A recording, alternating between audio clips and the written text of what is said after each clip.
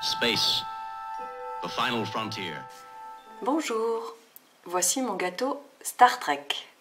Ne vous focalisez pas sur le décor si vous n'êtes pas fan. Il s'agit surtout d'une délicieuse génoise en forme de cœur, entrecoupée d'une ganache poire-chocolat. Sur cette base, j'ai collé de la pâte d'amande colorée pour donner un esprit Star Trek.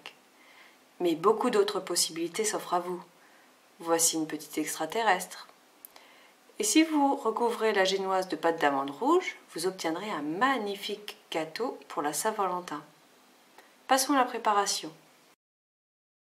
J'ai pris un moule en forme de cœur, j'ai préparé une génoise avec 6 œufs. Ma recette se trouve dans le lien qui s'affiche sur votre écran.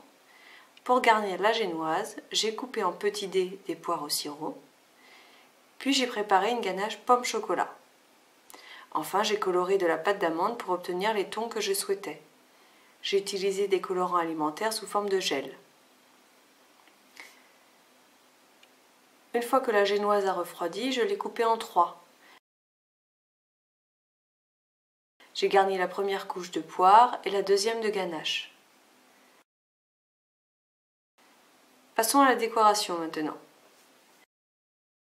J'ai choisi de recouvrir le gâteau de pâte d'amande, car nous adorons ça dans ma famille.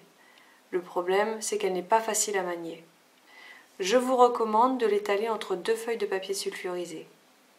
N'hésitez pas, sinon, à utiliser de la pâte à sucre, c'est un peu plus facile.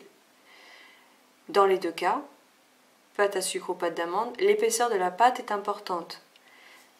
Si elle est épaisse, elle gommera très bien les irrégularités éventuelles du gâteau, mais elle risque d'être un peu lourde à la dégustation. Si elle est fine, c'est plus agréable à manger, mais esthétiquement moins bien.